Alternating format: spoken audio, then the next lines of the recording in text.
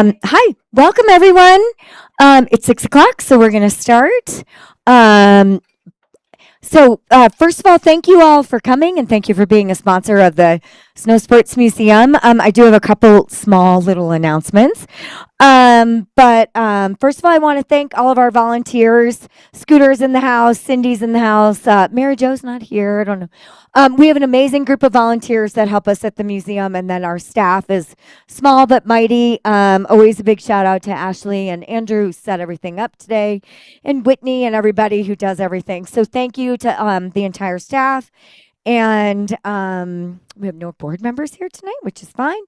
We're in the middle of our Through the Lens series. Next week, we have an incredible film. It's called Moving Line. And in the mid 70s, three guys ski toured across Colorado, pretty much from the Four Corners area all the way up to Fort Collins. And it's this young man and his brother made a 26-minute documentary about it, and they're coming next week, so it's going to be really cool. And their route that they skied ended up being most of the Colorado Trail.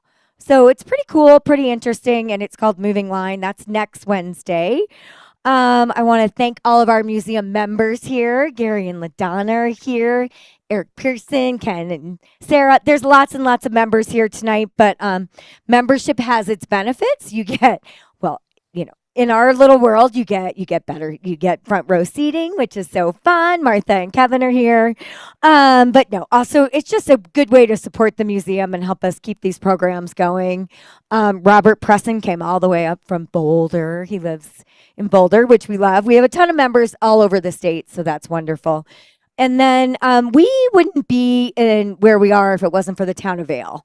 So I always want to give a big shout out to the town of Vail. They give us this wonderful space essentially for free, which is incredible. And they also give us a big grant. And they're just wonderful supporters. And then they support this programming series on the side as well. And their funding helps us record all of these programs. So the entire program is recorded. This is also a good PSA for Brad. So it is being recorded. So everything that's being spoken, it is wonderful if we speak into the microphone. So then at the end, when we do a Q&A, I will pass around the microphone because we want people, when they watch it in 20 years, when we're talking about the ski train, 20 years from now, because we're preserving history, the questions are also being asked.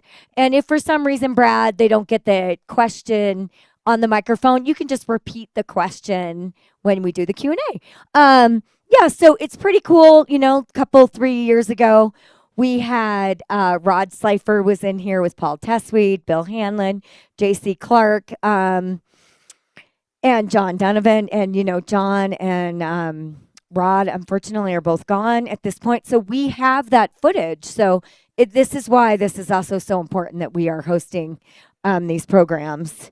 And also Manor Vale. So for those of you after this program's over at 7 o'clock and you're wandering around thinking, where should I go get some food? I know it's a little off the beaten path, but head over to the Fitz at Manor Vale. Tell them you went to the program. They know you're coming. I reminded them again today. They'll give you a complimentary glass of wine or a beer along with your dinner. So Manor Vale is where everybody stays. Brad's staying there tonight, and they're just a wonderful community partner to us. Zach Myers is the GM, and he's wonderful over there. And we're trying to figure out some watch parties for the Olympics that we might do with the Fitz, but I don't think any of you are going to come at 2:30 in the morning to watch Lindsay race the downhill, things like that. So it is a little harder when the Olympics are not even close to our time zone. But Manor Vale's a wonderful partner, so do consider going over there when this program's over. And so tonight, I'm super excited. So Brad came into the museum last summer, and I can't not help myself. I'm like, who are you? Where are you from? What are you doing? No, no, no, no, no. Why are you here? And all of a sudden, Brad, I found out, that he worked for the train, all these things. He's connected to Winter Park, but you're going to hear his whole story. But I was like, you should come and give a talk. And so here we are. That was in August, and here we are in February. I'm super excited. When I was a little girl, we had a condo at Winter Park. My dad loves trains. My dad's here tonight.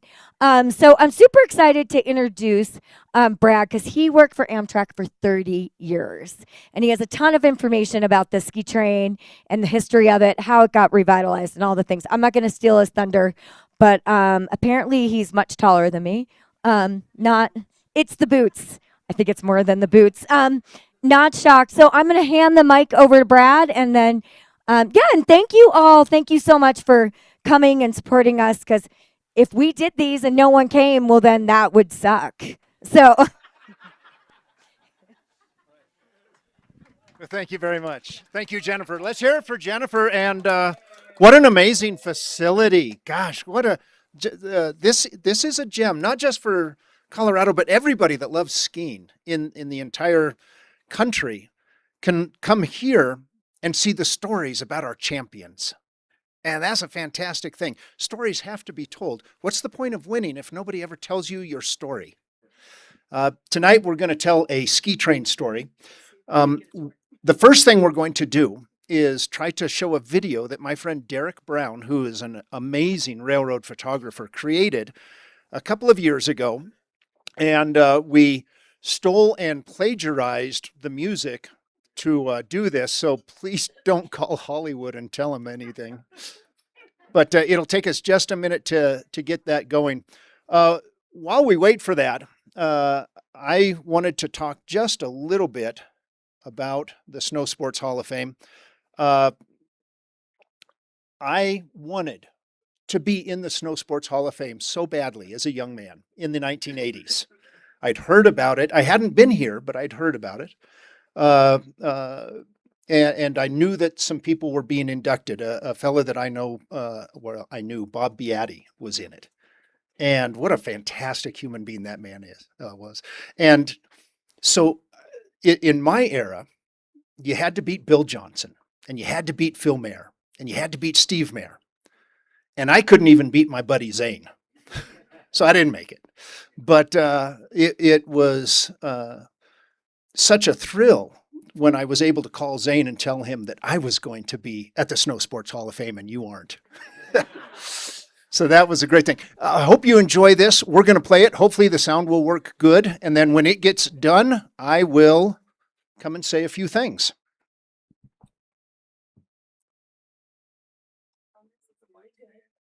Yeah. Yeah, we don't need that. Thanks.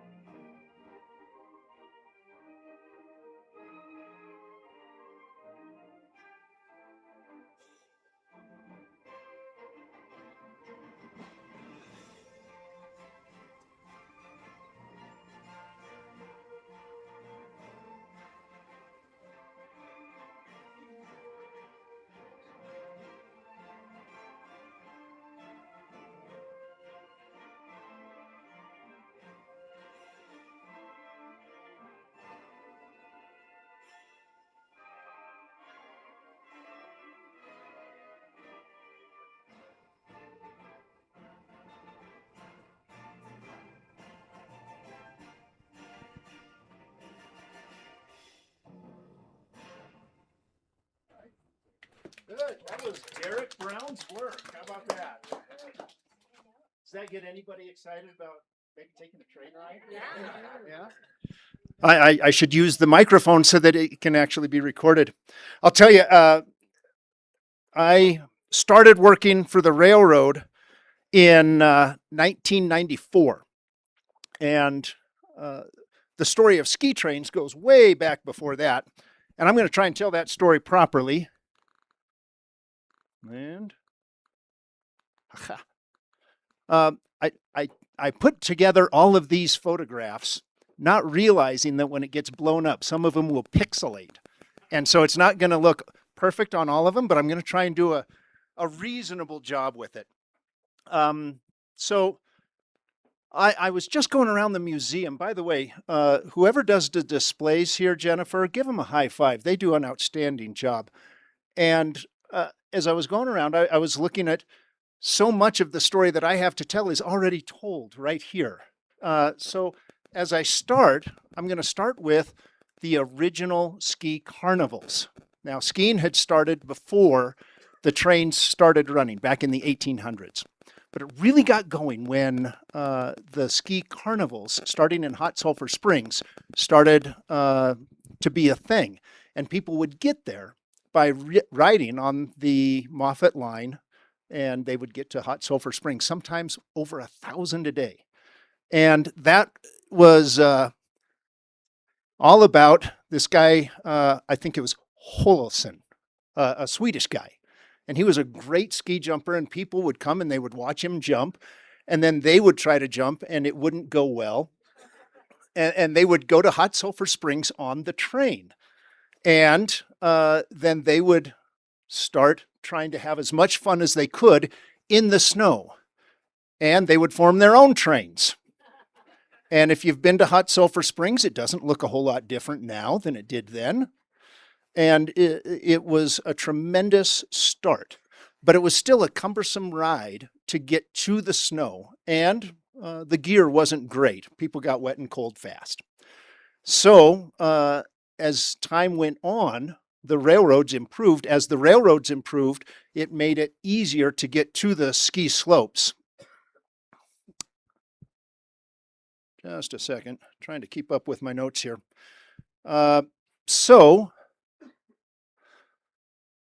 Some people still tried to drive. That is Berthoud Pass in the summer. And not a very good road in the summer, utterly unpassable in winter. So Winter Park didn't exist. And in fact, you didn't have ski resorts in Colorado back then. What we did was we started running trains up to little places. There was a railroad outside of Boulder. We called it the Switzerland Trail. But that was cross-country skiers that would go up there, or snowshoers. And they did it more for industrial levels to get to the mines than they did for fun. But they realized that it was fun, and they wanted to do some more. When it really opened up was 1940. And in 1940, the Moffett Tunnel was dug. The Moffett Tunnel, some of you, has anybody ridden the train through Moffett Tunnel? It's 6.2 miles of beautiful darkness. And the neat thing about that tunnel is that it was built between 1923 and 1928. And on February 26, 1928, it opened for railroads to go through. Immediately after it opened, everybody said, well, we now have a fast, safe, easy way to get to the good snow on the western slope and enjoy some snow fun. But then the Great Depression hit, so almost nothing happened because the economics just weren't there. It took until 1940, so a full 12 years after the tunnel opened, to start utilizing that tunnel for snow sports. I might add that we're coming up on the 100th anniversary of the Moffett Tunnel. Keep that in mind. I'm going to say a few words at the end of the show about that. Some of the people that are already inductees into this wonderful Hall of Fame had a very prominent role in getting the ski trains and winter parks started. This here is George Cramner, an absolute innovator who created the Winter Park Ski Resort in conjunction with the city of Denver as a city park, and the railroad brought the passengers up to it. It was a brilliant idea. Everybody thought, well, what took you so long? And almost immediately it had to close because every train car, every locomotive got employed for World War II. So while Camp Hale was building up our great ski leaders that would become Colorado ski industry in the 50s, 60s, 70s even, Winter Park had to take a nosedive because they were ahead of the time, but they were too far ahead. And then guys like Cramner just had to bide their time. But as soon as the war was over, they were ready to jump back into it. The other leaders that are inducted into this hall that were part of building Winter Park and specifically ski trains are some of the names you might know if you've skied Winter Park much. Bob Balsh. It's hard to go to Winter Park and not ski Balsh and Bash, and unless like you get bashed pretty easily because the bumps are severe. There's also Stephen Bradley. Anybody ever heard of the Bradley Packer? There's some other guys, George Engel and Alan Phipps. All of them had a very strong role in making sure that the train brought the people to Denver, to the slopes, to be able to enjoy the wonderful growth of snow sports. But almost none of them were as influential in the growth of the sport as the Eskimo Ski Club. Was anybody a youthful person in the Eskimo Ski Club? We have one there. I'm so glad. What's your name? Mark? It's great to have you here. I was in the Christie Cat Ski Club. So different group, same train. But that ski train was a real bargain at $2 for a round trip. I'm not sure what that is adjusted for inflation, but I don't think it's as high as the price is. Well, not now. Now the price is actually quite a bit lower than that was. Right now, because of some state subsidies, you can ride today's ski train for as low as, I think it's $9, and I think the average price is only about $25 one way, which, is almost free, but I think it's just an excuse so that we can sell more beer on board. Anyway, the train got filled up with Eskimo Ski Club kids, and tens of thousands of people learned how to ski because their parents didn't want to have to babysit them all day Saturday and Sunday. So they'd throw them on the train and be free. And the kids would ride the train, and then we'd all go to ski school all day long, and we'd pack our own lunch. And, whoever had the best lunch was, like king of the day, because we'd all eat their lunch and then ride back home. It was the kind of thing that really built camaraderie. I can remember there was some of my good friends, Sam and Linda Barnsley, they would ride with us, and we'd all take the ski train together. And we were all in junior high at that time. And I still am in love with Linda. And I told my wife about it. She's okay with it. She said, but it was the kind of thing that was a great bonding experience. And thousands of kids learned to love to ski because the train made it that simple for the parents to get us up there. I lived in Boulder. Didn't somebody come from Boulder today to be here? You live here? Oh, well, so what do you like better? You don't have to answer. So in Boulder, which is just to the north here, this is right at Highway 93 and Highway 72 on the road between Boulder and Golden. Back then, there wasn't the kind of liability that we have today. And so the train would just stop and grab a whole bunch more kids, and we'd just climb in right off the gravel. And this is where we would get on. And if you notice the old train cars, those are 1927 train cars that were built for the Northern Pacific. And by the mid 70s, early 70s, they were definitely showing their age, and they were getting worn out, but they were still fun because it wasn't about the train. It wasn't even about the skiing. It was about being with the people, being with all those other kids, and just having a great time. I remember one day I was skiing after taking the ski train, and I was coming down Lower Parkway, which is just right above the base at Winter Park. And I realized then that I was truly ill because I ran into Stacy Austin. Because I wasn't watching the hill or her, I was watching the train. And I had become what we affectionately call a foamer. Have anybody heard that term before besides? Okay. A foamer is a person who, when they see a train or even hear a train whistle, it creates a physical reaction and you froth at the mouth. There's no cure. You just have to accept that you are going to be ill for the rest of your life. And I knew I was. And so the trains would go by and they would come right out of the Moffat Tunnel, which is right up there at the middle and the top of the frame. And it was really wonderful to ski and have trains at the same time. By the early 80s, the train had sort of turned into something where adults were starting to come out more and more. It wasn't just kids. And that's because I-70 was so bad.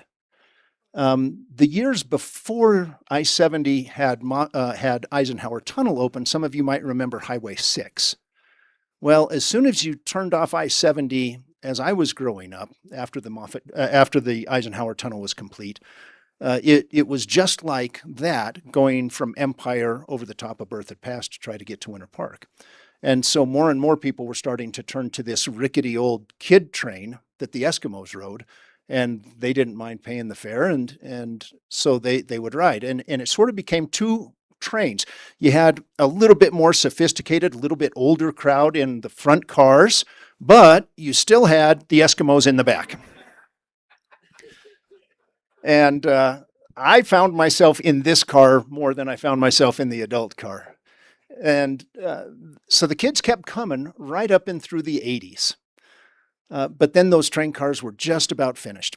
And in 1984, the Rio Grande Railroad, which had sacrificially run the ski train for the city of Denver, sold.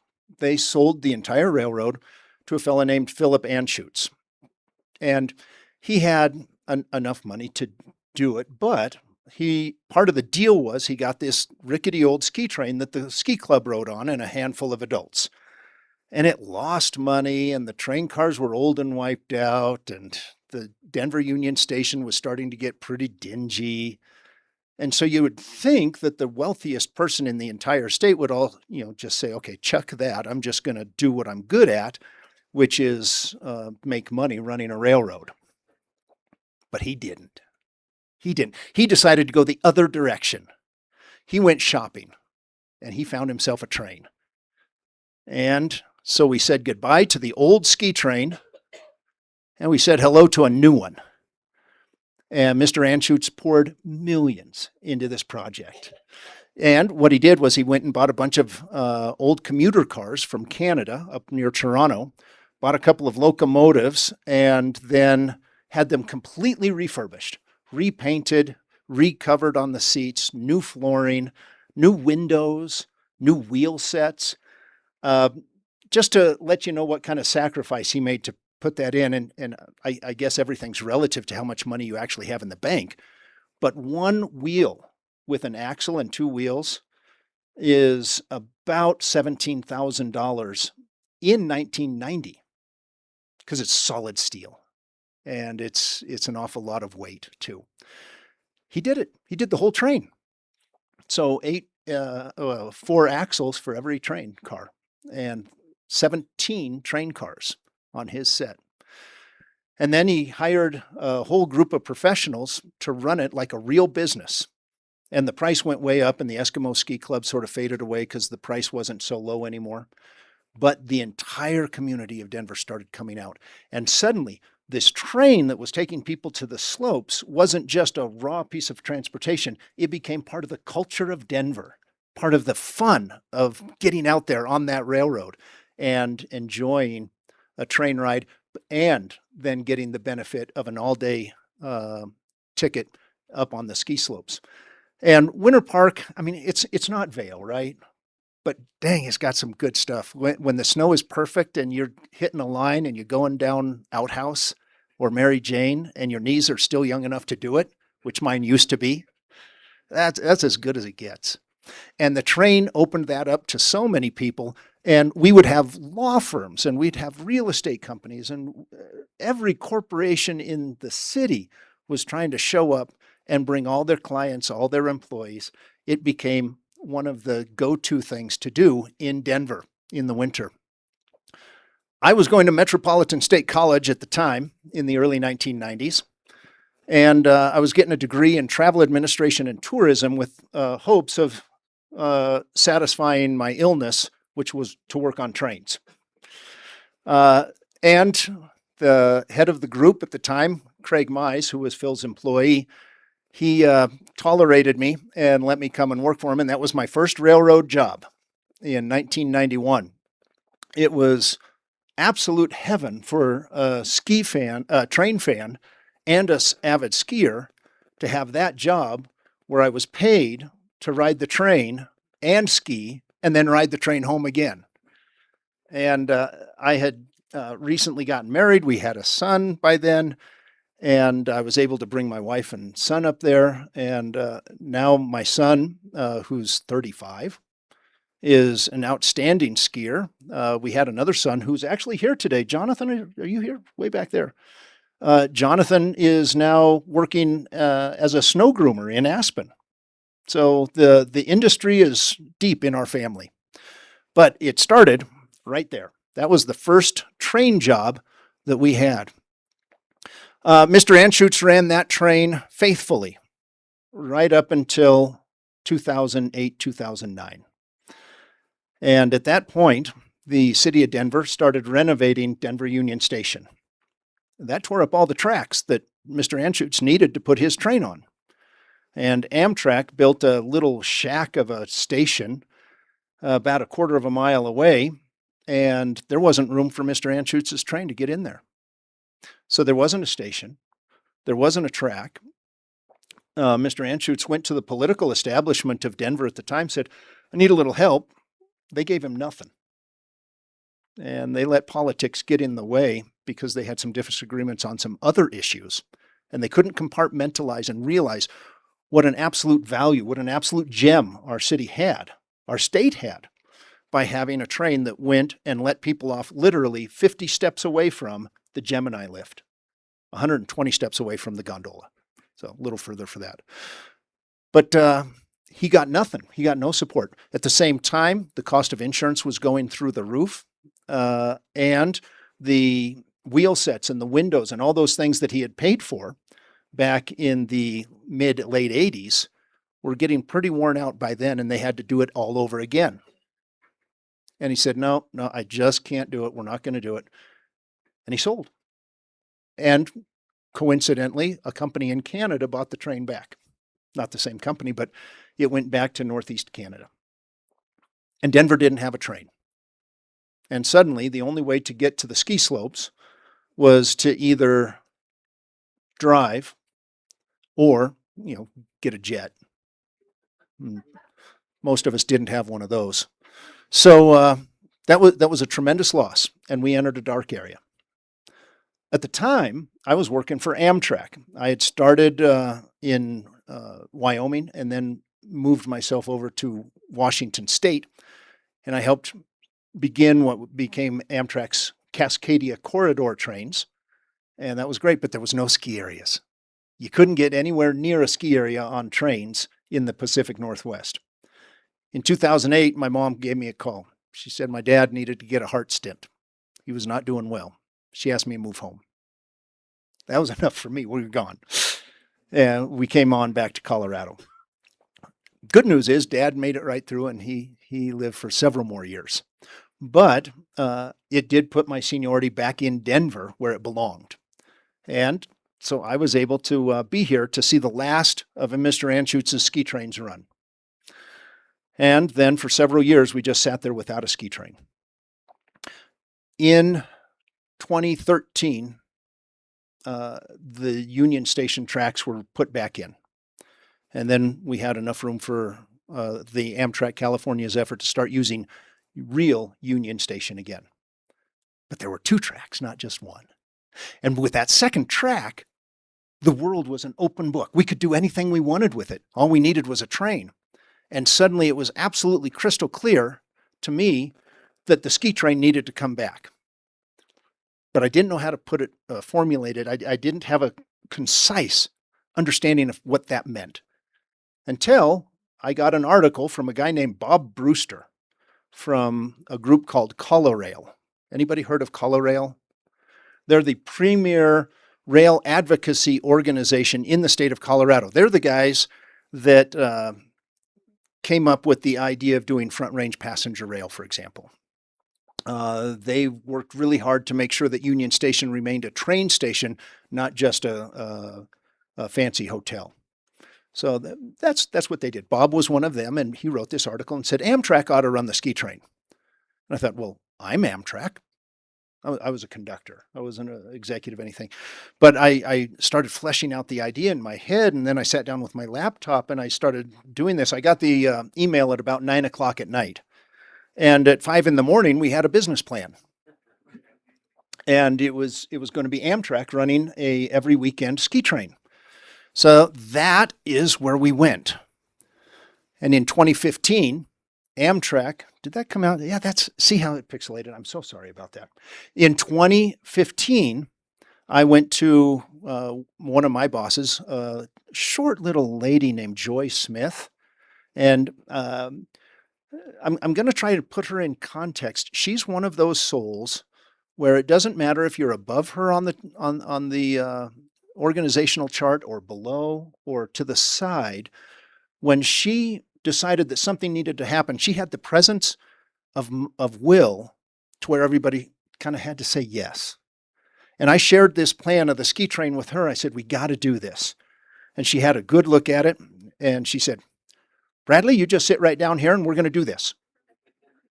And then I heard her call the vice president of the corporation. She was a mid-level executive. She calls the vice president of operations.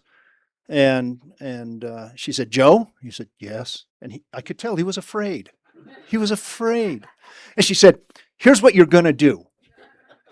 And that was the start of it. After that, I called this fellow named Gary DeFrange, who at the time was the CEO at Winter Park Ski Resort.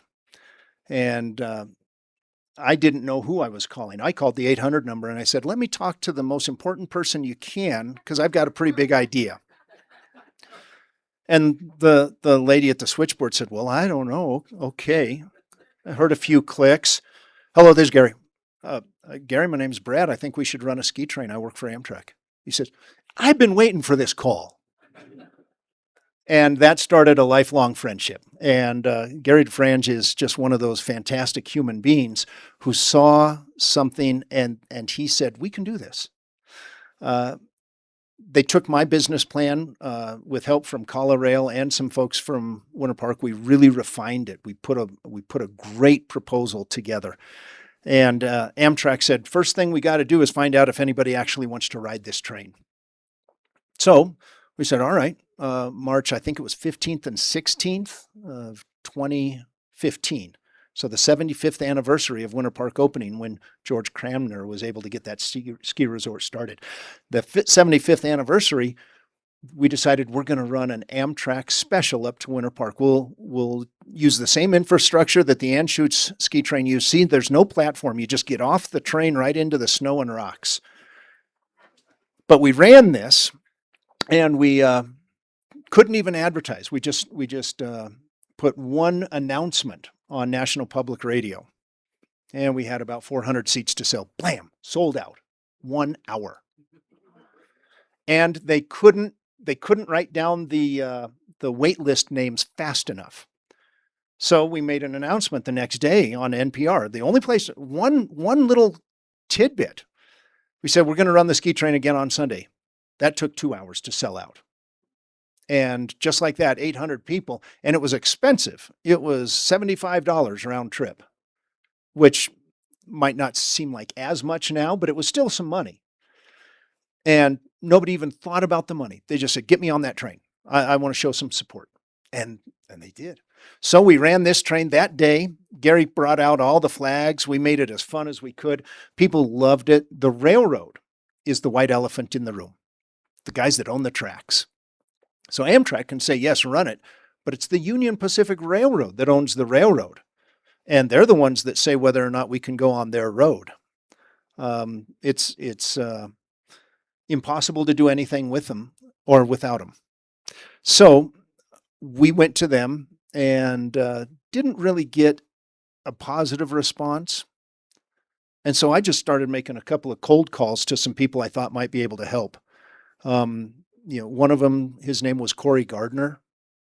He was a senator. And another one was Michael Bennett. He's still a senator. Might end up being the governor. Who knows? And those two guys called each other. They said, what about this Yahoo calling about a ski train? What do you think? They said, well, it might be a good idea. Let's do it. They worked together. And they called the Union Pacific. And the Union Pacific, with two United States senators saying, couldn't you let this train run and we'll see what it does? They said yes.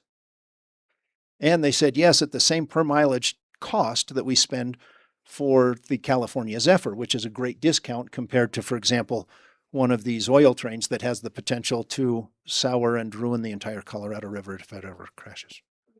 Sorry, I digress. I'm not supposed to be political. There's the guy that made it happen. It's one thing to have an idea. It's one thing to go forward and say, this would be the coolest thing, wouldn't it? But as anybody who's in business knows, it's the guy that brings the cash to the table that makes the magic happen. And that's Gary. That's Gary DeFrange right there. He was able to go to the resort board of directors and say, I need about $1.5 million if we're going to do this ski train right, because we've got to upgrade our facilities. We've got to have a heated platform in the resort. We've got to upgrade some tracks where the train will spend the day waiting to go back down the other direction. The whole deal is going to cost over $3 million. The resort gave him $1 million. He didn't want to go into debt to do the train because the train might not run the next year. So we went back to all our political friends. Governor Hickenlooper, who's now Senator Hickenlooper, he jumped on board. The city of Denver threw in $100,000, and we got another $100,000 from the city of Winter Park because they knew that all that money from all those people would be flowing into their coffers. And we were able to get another $1 million from the Colorado Department of Transportation. And then everybody, when they realized we were close but not quite there, kicked in just a little bit more, and we won. We got all the money we needed. But we had to build all those things before we were able to have regular service, because the Federal Railroad Administration and OSHA and some other places required those upgrades. So we got that done, and Gary got the money to do it. And here we are. There's another picture you can't quite see. But if that is all those people that are sort of blobs, they're standing on the heated platform that we had built. And that's what it's like on the inside of the train. A far cry from the dingy old ski train that we used to ride back in the 70s. My role was to be the conductor of that train once it started running. I made sure that we did everything safely. I made sure that we ran the train on time. I didn't always succeed. You want to hear the worst story, the toughest night we had? This is sort of a digression, but it was Martin Luther King night, and it was bitter cold. It was about 20 degrees below zero. The wind was blowing at about 30 miles an hour. People didn't even ski. They got off the train. They went into Derailer Bar, and I don't know how much they remember. I mean, it was that cold. It was so cold that if you went to the top of Parsons Bowl, they wouldn't let any exposed skin be visible. It was one of those kind of days. Right after we got to Winter Park in the morning, one of our locomotives died. Like, not just, a little bit not quite working right. No, it just the engine stopped. We could not get it going back again, so we had to drain all the water out of it so it wouldn't freeze. We're down to one locomotive. We called for a rescue to come up from Denver. That made it all the way to Rollinsville, which is about halfway, and it couldn't get through the snowdrifts on its own. So it was stuck, and they were out there shoveling snow. In Fraser, while the train was waiting for the return trip, we were busy replacing air hoses and trying to fix everything we could, what's called head end power wires, the wires that keep the heat on in the train cars. We're trying to keep all those working. It was a brutal day. Finally, it was time to head back, and they let a coal train go by us. The coal train broke on the hill between Fraser and Winter Park. 3 hours later, they got it going. So now it's time for us to go, except for the California Zephyr now was right beside us at the Fraser station. And the dispatcher had to decide who goes first, the Zephyr or the Winter Park Express. The dispatcher told the Zephyr to go. The Zephyr got stuck. We finally got to Winter Park Resort at 8 p.m. We were supposed to be there at 3 p.m., 3:40. All of the passengers had to wait in the derailer lounge, right there in the base lodge. And this is a true story. They ran out of beer. I mean, that was the true tragedy, right? As when we finally got the train up there, everybody loaded in. We had one locomotive because the rescue locomotive couldn't get to us. But that one locomotive, it was the little engine that could. It got us up to the resort. We loaded up. The heat was still working. The toilets were still flushing. Everything was beautiful. We got into the tunnel, and it was nice and quiet, and the storm was out there, and it was 55 degrees inside the tunnel once you get in far enough to where the air from the outside doesn't affect it, because of the ground is always 55 degrees in there. And right after we got over the apex and started going down the other side, going down towards Denver, the second locomotive stopped. And what had happened was one of the fuel lines had some water in it, and it froze. And so the engine starved, and we couldn't figure that out. And so we're freewheeling through Moffett Tunnel, 3 miles deep underneath the Continental Divide, rolling towards a 40 mile an hour, 20 below zero wilderness in total darkness. And the question was, do we go out of the tunnel or do we stay in? What's the smart idea? And we thought, if we stay in the tunnel, we can't run any power because we'll suffocate. We've got to shut everything. So we can't try to restart. If we get out of the tunnel, at least we can try and restart. And we'll restart it. We can do it. And we have a rescue locomotive coming. So we go ahead and tell the dispatcher, let us out. He raises the gate. We plow out of the east portal, hit a snowdrift 8 feet high. Usually we had to use notch 4, which is like putting the gas halfway down, except for in reverse, in what's called dynamic braking, where the electromagnetic power of the engine is stopping the wheels from turning. But no, it didn't happen because the snow was slowing us down. We had to go in forward throttle just to try and pull forward, but we couldn't because we had no power.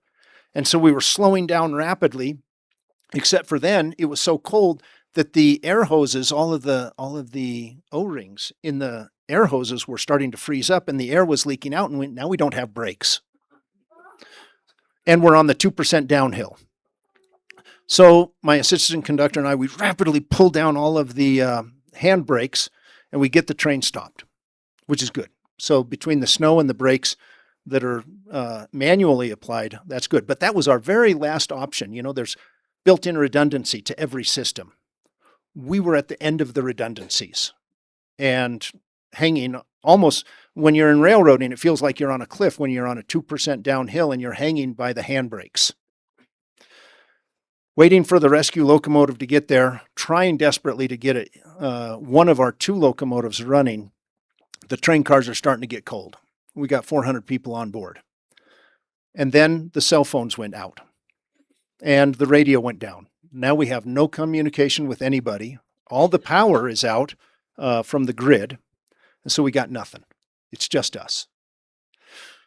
So the locomotive engineer and I were struggling with the fuel lines, and we get it open. We found out what was wrong. We get it open, and we were able to start one of the engines, and we were able to get power back into the train. About an hour later, the rescue locomotive finally got to us. We hooked that up. Our fingers froze while we were trying to hook up the hoses. And that's a real thing. This happened on a table saw, but it could have happened.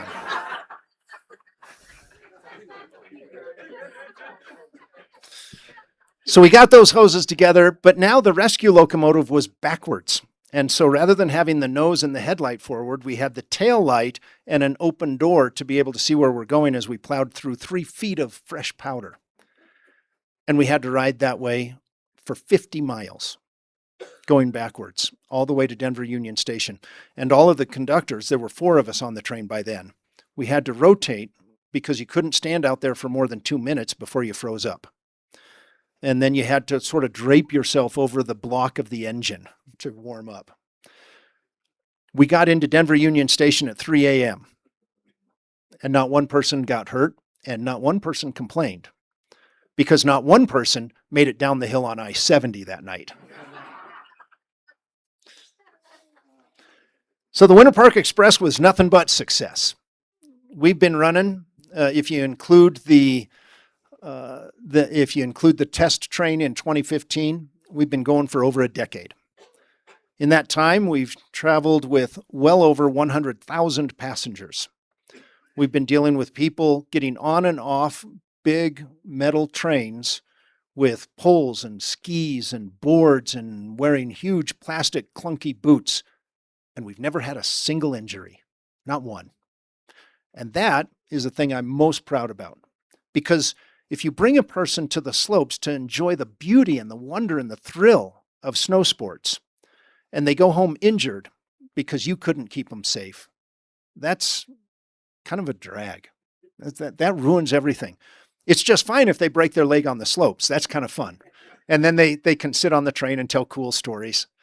But we were able to run a safe operation, even when things went poorly. The thing I liked the most about my time working on the Winter Park Express, and I retired in October of 2024, and that was the end of it for me, is that it's a lifetime of friendships. This is Jim Bain. He was in charge of Anschutz's ski train from 2000 until 2008. This is Craig Mize and his son Trent. Craig was in charge of the Anschutz ski train from 1985 until 2000. Then that's me. I was in charge of the ski train from 2015 until 2024. The next guy is Sean Flannery. He's been working for us ever since he was 6, when he started riding the Rio Grande ski train way back in the 70s. And I say he worked. He brought a suitcase full of candy bars, and he would sell those to all the kids on the train. And so he always had the best lunch.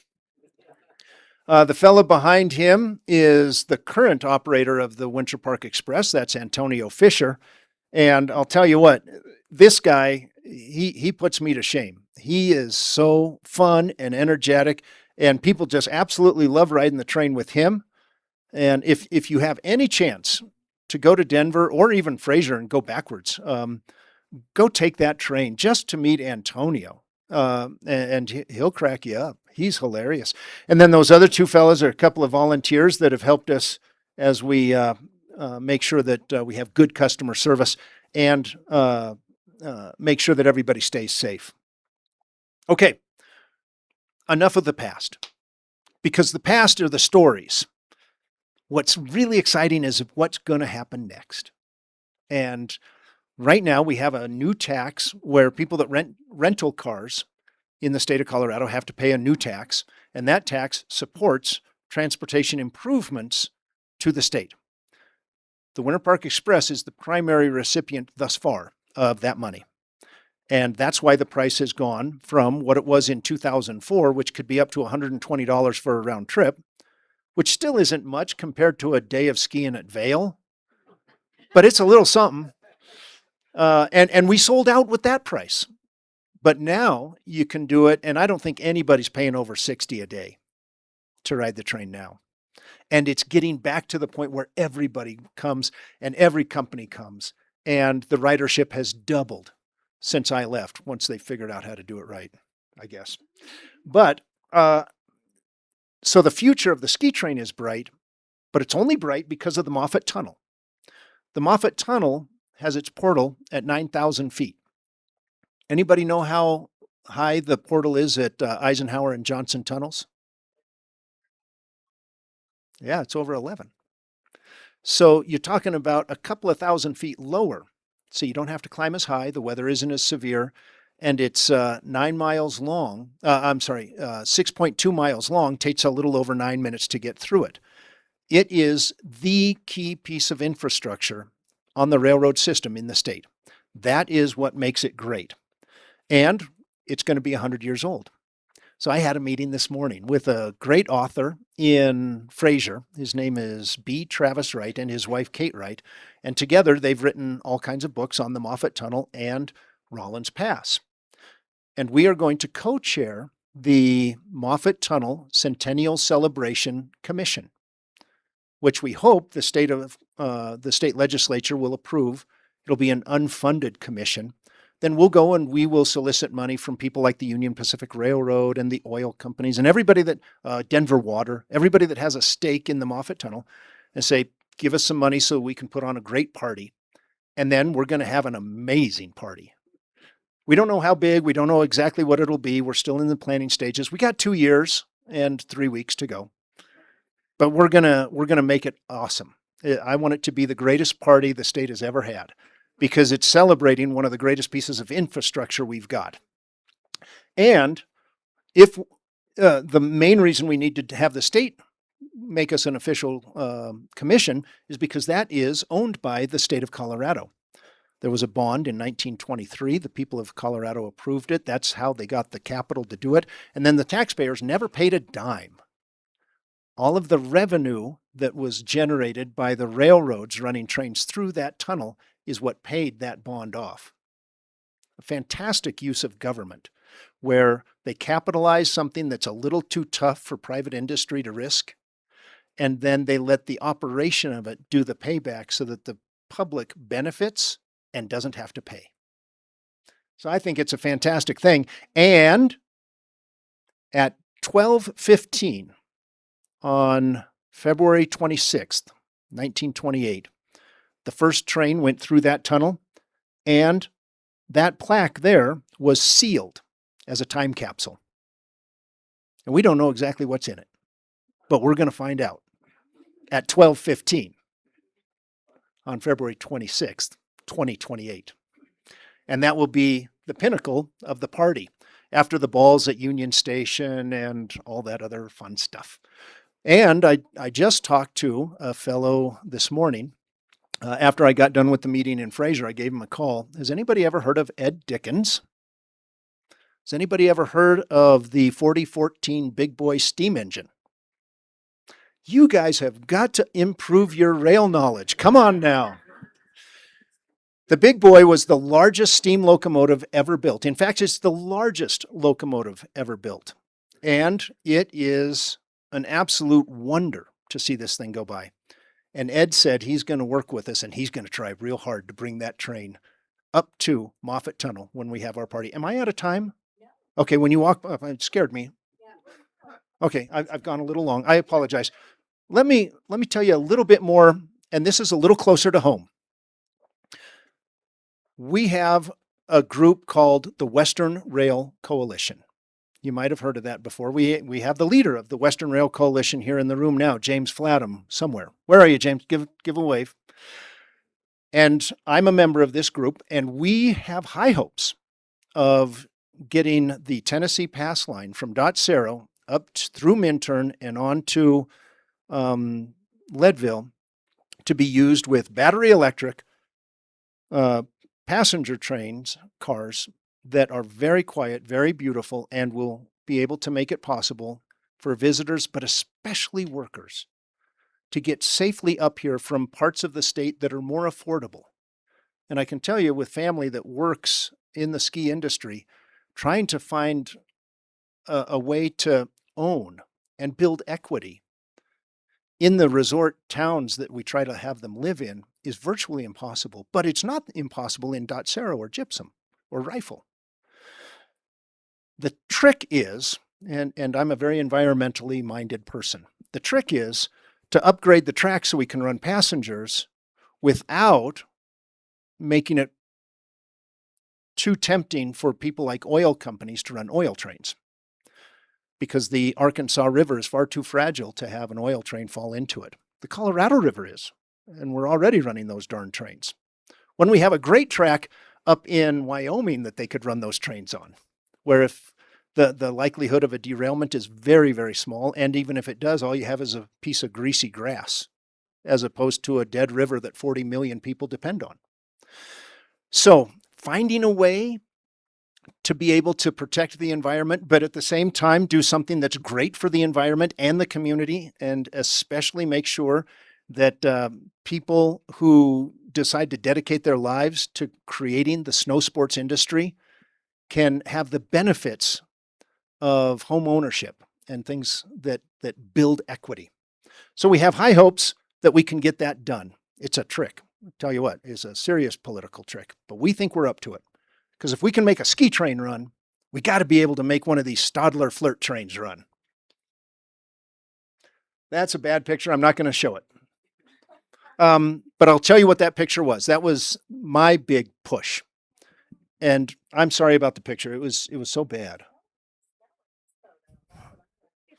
Oh, yeah, that's me waving goodbye. That was the end of the show. Really quickly, let me tell you what I'm working on. I believe that one of the biggest impediments to the Colorado snow sports industry across the state is congestion on the highways. If a skier can't get to the ski slopes, they're going to stop being a skier. And if they get stuck in traffic for too many hours, they're not going to put up with it anymore. One of the biggest reasons there is colossal congestion and quite a bit of degradation on the road itself is because of the semi-trucks that run on that road. And for example, when they have to chain up, they can fill this valley with diesel smoke in about an hour, when all of them stop and just idle here for hours. I think we can do better. And we can use the railroad to do it. We have a fully functional track that goes from Grand Junction to Denver. We can build a terminal in Grand Junction and a terminal east of Denver, just a little bit east of Pena Boulevard, beyond the airport. And truckers can drive their entire rig onto a flatbed train, climb out of the cab, walk forward, and get into a sleeping car on the train, kind of like these. And there they'll have a private room where they can get Department of Transportation required rest. The train will take 9 hours to traverse the Rockies, which gives them a full rest session, and then they can get out of that sleeping car, get back into their truck, and carry on. And the whole time they're sleeping, they're making money by running that 260 miles and getting $1 fee for every mile they continue to work, as opposed to sleeping in the back of their cab at the Flying J. We can get 1,100 trucks a day off I-70. I think that'll make an impact. It'll be a great impact. It'll cost a little something. You got to buy locomotives and flat cars, and you got to build terminals. Take about $1 billion. But we can do just what they did with the Moffett Tunnel, can't we? We can have the public vote, say, yeah, sure, we'll co-sign that bond. And then all those truckers that pay the fee to ride the train will pay that bond off. So the taxpayer has a good chance of never having to pay $1. Of course, if the thing doesn't work well, then we're on the hook because we've signed the bond. But we didn't have to pay a dime for the Moffett Tunnel, did we? I think we can do the same thing for trucks by train. I'm going to end with this. There's no better way for people to have fun than to be going down a steep slope on fresh snow with your thighs burning and your hair frozen stiff. And everything I can do to make it easier for people to love and experience that motivates me to keep going, even in retirement. I see these guys who are in their 90s skiing sometimes. I think, I want to be one of them, but I don't want to have to drive to get there. I want to be able to get there some safe, easy, convenient, comfortable way. And I think the train is the best thing there is for that. Thank you very much for your time. It's been a great pleasure. I took up all of, thank you. I took up all the question and answer time. I'm so sorry. Okay, thanks. Thanks. So we'll do a little question and answer if anybody has anything they want to ask. Yes. Sorry, do you need my microphone? Okay. That was the very last ski train run that I was on, by the way. And that was quite an emotional experience. Kind of hard to hold back the tears just looking at it because that was a great time in my life. But like everything else, if I was still doing it, I couldn't wait to get out. Yeah, I just want to say one quick thing. Brett, you're my hero. You get all those trucks off I-70. That's the greatest thing that's ever going to happen to this community. We're going to give it every effort. How great for them. Yeah, I think. Win, win, win, win, win, win, win. And even the railroad will make a tremendous amount of money. It's incredible. What I'll tell you what, if anybody is interested in helping out with that, join the Western Rail Coalition. Great website. Western Rail Coalition. Yeah. I am in. And at this point, we're politically at the point where it's time for somebody from the legislature to be the champion of the idea. And because we're not gonna go to the state for a public vote, because we're in a state that requires Tabor voting on any tax increase, and this is potentially a tax increase if the truckers don't put out enough revenue for us to cover the bond. So we kind of have to go to a public vote to do this because of the Tabor laws. But I don't want to do that if we don't have the backing of the legislature and preferably the governor as well. So if anybody has a state senator or representative, give them a call. Say, hey, talk to the Western Rail Coalition. They know a little something. So let's go into question. Question. Yeah. Hello, thank you for all of your information. It was really interesting. I think in this valley, the two things that would cause resistance to having a train bringing people up from Rifle or Glenwood and then all the way up to Leadville and beyond, there are two things. One is the fear that, first of all, it becomes a passenger train, and then the next thing we know, it's an oil train. I'm right there with you on that. And yes. The second thing that I think people would really resist is that they think there are going to be some horrific, noisy trains going through. So is there a way to do a mock-up of just how quiet these electric trains would be so that we know that it's actually quieter than I-70? Sure. It's the easiest thing in the world. You go to Denver International Airport and you take a flight to Narita, Japan. Anybody who's been overseas and been next to an electric train that aren't doing 180 miles an hour, those can be a little bit loud, but the ones that are only doing 80 miles an hour, which is our top speed, they're wonderfully quiet. Yeah, and the fear of the oil trains coming through is very real. Let's face it, the money is going to talk. And thus far, it hasn't happened with those trains for political reasons, but also economic reasons, where one railroad is pitted against the other, BNSF and the Union Pacific. Hi, buddy.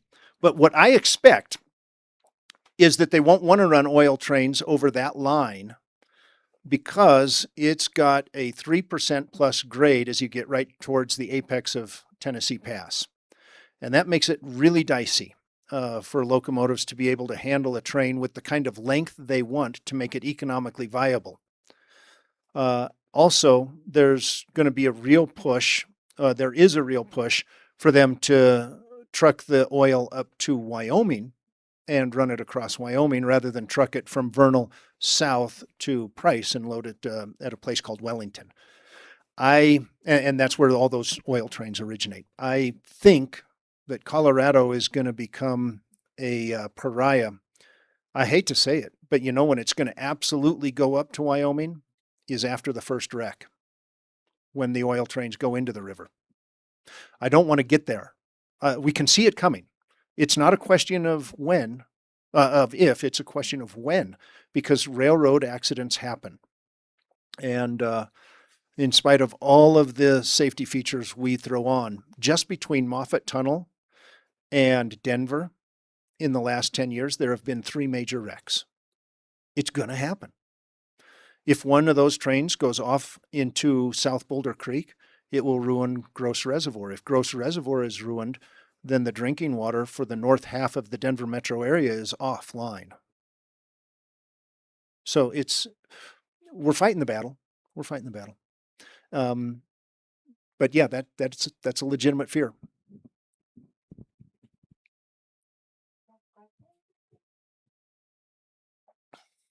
Thank you. Really a great presentation. Thank you. Does this train operate on the same gauge of the track, or do you need to lay new tracks? Now, it is the exact same size track, 4 feet, 8.5 inches wide. And the Tennessee Pass line would need, gosh, I don't know, at least, I don't know. Do we know how much it would cost to redo the line? Train's the most expensive part. The track you could probably do for like less than 200 million. So we could redo the track for about 200 million. Cheap. Well, less than that. I mean, like you look at the project, that's a couple billion. Yeah. Yeah. So compared to straightening out one curve on I-70, it kind of is a bargain. But yeah, the wooden ties haven't been used since 1998. We can't rely on those. They'll have to be replaced. But it's the same gauge. It's the same roadbed. We don't have to chisel through the mountains. We just have to fix the tracks. So that's cheap.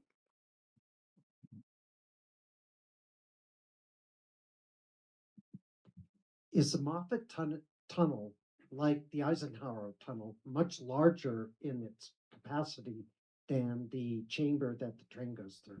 No, the Moffett Tunnel has some places where the literal wall of the mountain is within 2 inches of the rear view mirror of the locomotive.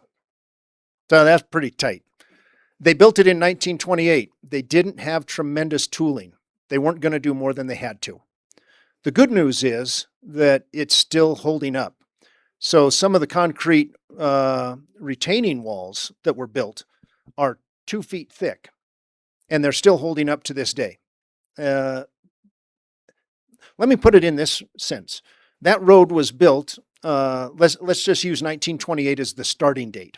Since then, every bridge between Denver and Grand Junction has been replaced, most of them twice. That tunnel is still exactly the way it was, and it's good for another 100 years easy. Tunnels last. That's a great question. I dig tunnels.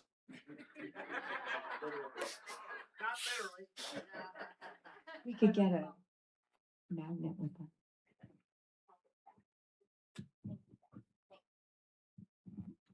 Thanks, Brad. I got 2 questions. First, what are the pushback arguments you're getting on the piggyback train concept? And from whom? Sure. Some trucking companies are concerned that they will be forced to use the train. And they don't like being forced to do anything. So I understand that. The thing is, if we run a train every 3 hours with 70 trucks on each train and they're leaving both terminals going both directions, we can't handle much more than 1,000 to 1,100 trucks a day. Right now, there's over 2,000 that run from Grand Junction to Denver every day with no business stopping at City Market or anywhere else up here in the mountains. They're simply using it as a bridge to get over the mountains. So the market is already double what we can support because it's only a single track main line.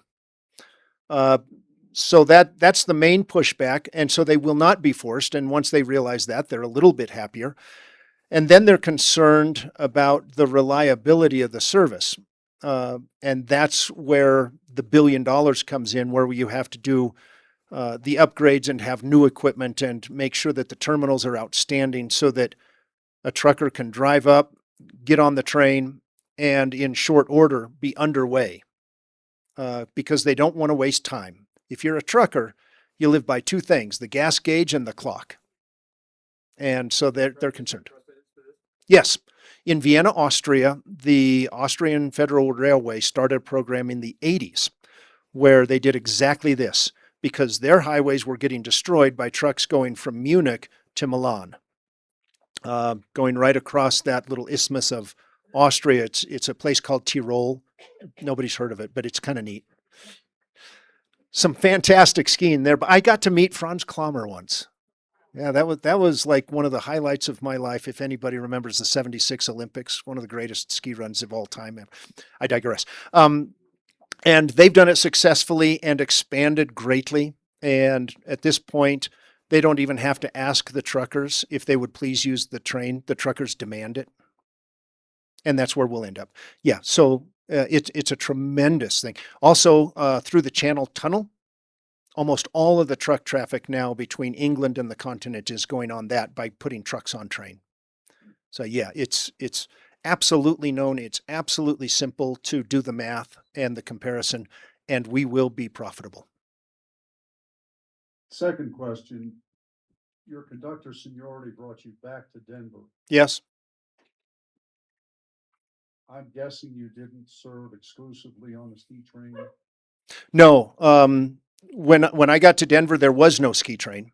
By the time I got the ski train started with all of the hundreds of people that were a part of that project, I did have enough seniority to hold it. And I had enough, you know how I explained how Joy Smith had that panache to where nobody would challenge her?